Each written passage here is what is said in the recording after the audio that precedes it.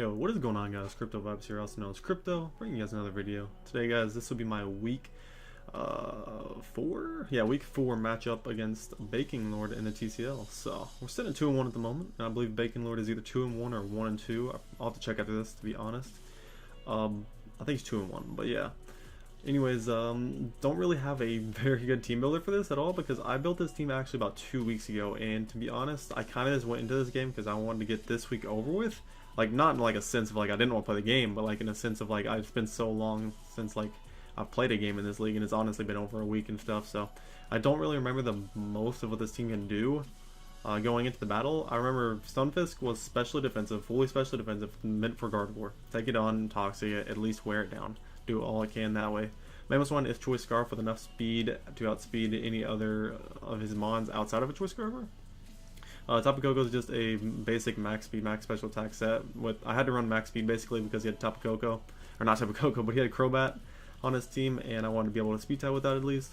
And I'm running Z Dazzling Gleam this week to hit Zygarde and Oko it, and then yeah, now we're moving on to our Scizor set. It's a mixed Scizor set, which is actually what I ran last week, and I don't know how I did this, but I accidentally put this Scizor set onto this week, or I put my last week's Scizor set onto this week's. And that's not what I wanted. I wanted an SD Scizor set, which actually will come in more handy later in this game. You'll see an SD Scizor set could have definitely put in a lot of work this game. I believe it was like SD Roost knockoff Bullet Punch or something like that. But anyways, after that we had a Mesprit set with a pretty good amount of bulk with good coverage as well. It had Stealth Rock Substitute, actually, Ice Beam and Psychic to hit the majority of his team outside of Registeel.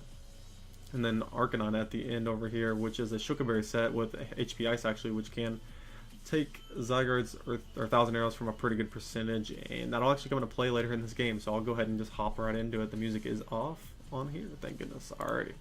But anyways, turn 1, I'm going to lead off with Mesprit, because I figure I'll just try to get rocks up turn 1. I figured he'd probably with his Registeel, so I could have led with my Arcanine, I guess, or just led with Koko and get a Volt Switch off on something on his team. But anyways, we're just going to exchange rocks right here, nothing crazy. And this turn, I believe, yeah, I'm just going to set up my Substitute and see what he's going to do, kind of scout him out a little bit, as he's going to throw up the T-Wave. Kind of figured it'd be a T-Wave or a Toxic right there. As this next turn, I'm just going to throw up a Psychic, because I do not have the most to hit him with, obviously just being Psychic and Ice Beam. And I'm kind of hoping he'll just switch out at this point, which he doesn't. He goes for the Iron Head. That's good to know it doesn't break my sub. And I don't want to reveal Ice Beam yet to him, because I know that Zygarde, I still want this thing for Zygarde, potentially taking on Zygarde with Ice Beam, potentially later in the game. And I'm going to sub up one more time this turn, thinking he might switch out since he broke my sub. He goes for the Earthquake here, predicting my Arcanine, which isn't a bad play, I guess. I'm not going to be that risky, because I want to scout out his whole moveset. At this point, I believe I've seen Iron Head, Thunder Wave, yeah, Iron Head, Thunder Wave, Stealth Rocks, and Earthquake. So I've seen his whole moveset, which is good to know. And after, I believe I don't let him break my sub right here, I'm going to go hard on Arcanine this turn, as I guess it's kind of a weird play, because I'm still taking Rocks plus Iron Head. At the same time, but at the same time, I really don't have much for this Registeel, and I can't go hard into my Mamoswine on expected Iron Head. But if I can get Mamoswine in for free on a bunch of these turns, it should be able to put in a lot of work against this team. As Iron Head's going to be doing a little bit nice damage right here. I go for the Substitute on this turn. I'm running a sub Hidden Power Ice, Flare Blitz, maybe Will-O-Wisp set. I can't remember my last move, but predicting a Zygarde, I go for the sub. I should have went for Hidden Power Ice if that was my play. In reality, I thought he'd probably save his Registeel.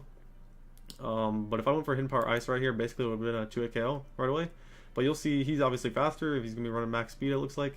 Or at least a lot of speed. I'm going to hit him with a Hidden Power Ice and do some nice damage. But if I didn't go for that sub and went straight for the Hidden Power Ice earlier, I would have had more HP from not going for the sub, basically. And this 1,000 arrows was actually a roll to kill me with the Shuka. It was a 32 to 37% roll, and he actually, apparently I was sitting at 36.8%. He actually got the maximum high roll, which is kind of crazy, unless he was adamant, you know. He could have been adamant, I guess. I sent out my Tapu Koko right here because I basically have to. And I go for the, or I could have sent out Mamoswine, I guess, but I didn't want to be locked into a move yet. No, being on Choice Scarf, and I want to keep it potentially, or pretty healthy, considering rocks are up at this point. So I'm going to go into my Tapu Koko as he goes right back into Registeel. I'm going to go ahead and U-turn out. As I go right into my Mega Scizor right here. I don't have much to hit him with, and at this point I knew he had Thunder Wave. I actually wanted to get paralyzed so I could get slow U-turns off into my Mamoswine and basically pick up a kill. So he actually does that. I don't know if he realized at this point that it would actually help me, but it did. And I'm going to click U-turn here. Probably should click Roost right there. I'm going to go into my Mamoswine this turn, and I basically click Earthquake to see if he goes right into Tangrowth. which he does. Being his only Earthquake switch in this game, actually, so if Tangrowth goes down, I can just spam Earthquake. Looking back at it, it could have been nice throwing like a Life Orb or Expert Belt set Mamoswine, because a lot of his core was pretty slow.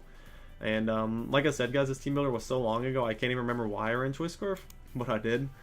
And anyways, he's going for the Sleep Powder here. I went to Mamoswine as he went to this. There's no reason to stay in, and I believe I just go back into Mega Scizor because it's kind of my best play, I guess. As he goes for Sleep Powder, and it's not going to work. Goes for Synthesis right here, as I'm going to try to break through, and I believe go for Roost or Defog here, one of the two. Because I go for Roost. And then this turn, I believe I'm going to go for the Defog just to see what he wants to do afterwards. He probably should just get a backup Rock Cell. I'm going to get fully paralyzed first, actually. So then Earthquake comes out, just a little bit of spamming back and forth, I believe. Yeah, it's going to be a little bit back and forth because this Registeel is a little bit of a pain to deal with. As he's going to click Earthquake again. And Roost comes out. And at this point, he's going to click Stealth Rocks. Again, get him back up, and I believe I just click U-turn this time because I'm pretty sure he's just pretty key on keeping up rocks. Actually, I click Defog one more time. I mean, my stubborn self. He's going to click rocks one more time, as I do make the slow U-turn switch into my Mamoswine. And I actually sat there and waited for a second to see what he'd make his play, because I figured if I sat there and waited, he'd think I'm going to crash this time or whatever. Or just it was kind of mind games there, I guess. And I actually click Earthquake again and get his Tox Spec super low. I'm actually going to pull a double here, predicting his Tox Specs doesn't want to switch out into something as I go into Mega Scizor, or he actually goes for the Baneful Bunker. And my U-turn actually didn't kill him here, so I don't know why he switched out. But I'm going to click U-turn and actually knock out his Alolan Raichu, so not too sure why that was a switch in, but it worked out for me. And now I can get Mamoswine in for basically free. It just picks up a kill. Zygarde's going to come in and take that. Not well. That Ice Shard knocks out the Zygarde. If I was him and I was in that position, I probably would have went into something like Toxapex because he would have got his regen. Plus, he could have like pivoted out into Tangrowth, and I would have been stuck in another 50-50 basically. And when rocks were still up, it could have been chipping away at my Mamoswine, and that could have been a play made. But anyways, as he goes into his Gardevoir right here. Wait, what even happened there? Let me go back. Last turn, yeah, I'm going to knock out his Zygarde with the Ice Shard. And I believe he goes into Gardevoir here. Yep, I'm going to go straight into my Flapjack, my Stunfisk, and I know I can take two Hyper Voices as long as he's not Calm Mind. I'm going to go for the Hyper Voice right there, and I'm just going to straight throw off a Toxic right here no matter what he does, and he actually shows Calm Mind, so I'm not too worried because I have Mamoswine in the back as well as Mega Scizor. So he's going to knock me out, or not knock me out yet. I'm going to go for the Rest. I'm a Rest, Sleep Talk, Toxic, Discharge set, so pretty cool set. In my opinion, fully max specially defensive to take on this thing. Decently well chip it down to where it's not a threat. I believe Mega Scizor could knock out a Bullet Punch, but every time Mamoswine got to come in, it basically got a kill. So that was that. Like right here, he could have went into Tangrowth, but I didn't really think he'd keep this thing around, considering I have Bullet Punch on my Mega Scizor just for this thing. So he's going to go in Tangrowth now. Obviously, I'm locked into Earthquake. I'm going to make the switch into my Mesprit right here, as I thought he'd probably Leech Seed. I didn't think he'd Sleep Powder, considering I have Scizor there again, as he does Leech Seed. I'm actually going to pull the switch out again, predicting the Sleep Powder, and I'm going to go into Scizor.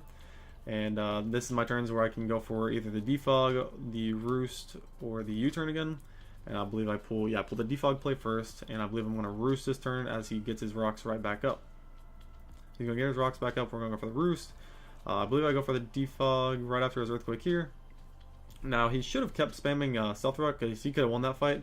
As he actually just clicked Earthquake here, and I actually get a U-turn off. So now my Mamoswine doesn't even have to take rocks. So, or actually going to Tapu Koko this time. Alright, let me explain myself a little bit here. Going to Mamoswine, I basically put myself in another 50-50. I kind of wanted to speed up the process a little bit. I wanted to get this Registeel as down as low as possible, so where the point Mesprit could take it one-on-one. And, or at least chip it down to the point where Mamoswine can click Ice Cold Crash eventually. Because Toxapex is pretty low as well, as long as he doesn't get too many Regenerator boosts. He's going to stay in right here and just click Earthquake, as that does a decent amount to his Registeel. I'm going to click Thunderbolt one more time. Tapu Koko didn't have too much value in this game, as it was like a secondary check or like a third check to Zygarde with Z-Dazzling Gleam, but I'm going to bring out Mamoswine here. I believe I go for the Earthquake on this turn, as I do. He goes to the Tangrowth, gets that play right. But he's not in a good position here, especially with rocks not up for him. I'm going to go into Mr. Krabs once again, my Mega Scizor. And at this point, I figured I was full move set. You'll see here in a second. It's Sludge Bomb, which is the last move, Leech Seed, Sleep Powder, and Synthesis. So he cannot touch my Mega Scizor, essentially. Unless I get full paralyzed and die to Leech Seed. But he's going to go for that again. I'm going to get the Roost off right here, as I believe I go for the U-turn right here. And that paralyze on my Mega Scissor actually really helped me this game, so that's something where getting paralyzed helps. Most of the time it won't, but he's actually getting a lot of paralyzes right here in a row, or fully paralyzed in a row. So I'm gonna have to roost here in a second, as he probably well, I mean, in this point he doesn't really have, all three of his like main win cons are gone, I'd say. So I mean, at this point he'd probably have to win some Stall War, and I have two of my, well, I guess 3 potential win cons on my team. The team's a little bit more offensive than what he brought. So I'm gonna go for the Ice Beam right here. The crit wasn't too big of a deal because it was gonna be in a 2-hit KO anyways. And I think it did like 65% max or something like that. And he could have leech seeded, I guess, and he couldn't have stalled me out basically. So I'm gonna be able to knock him out right there with that. And now at this point, Mammoth Swine can click Earthquake to sweep this game. I'm gonna let Mesprit go ahead and just try to get a kill right here with Ice Beam. Potentially, I guess I could have clicked Psychic right here. I start clicking Psychic now. Yep. This just goes on for a little bit. He's gonna para me Iron Head. He's gonna get leftovers back. Basically, I still could have lost this game, I think. Yeah, I still could have lost this game. The only way would have been if I get getting full paralyzed and he didn't attack me. Got his leftovers all the way back up to full, basically, and then he could have taken 1 Earthquake from Mammoth Swine, Iron Head, killed Mammoth Swine, and then Toxapex could have taken down Mega Scizor at the end, but that would have been very unlikely considering he would have had to get his leftovers all the way back to the end. So just going to keep skipping this. It was a little bit of a process, just Iron Head. He's going to knock me out. I'm going to click Earthquake on the Registeel, and Toxapex comes back in with 53% health. Not enough to live an Earthquake. Painful Bunker's not going to save him there, as the Earthquake comes out and knocks out the Toxapex. So Mammoth Swine picking up 4 kills this week.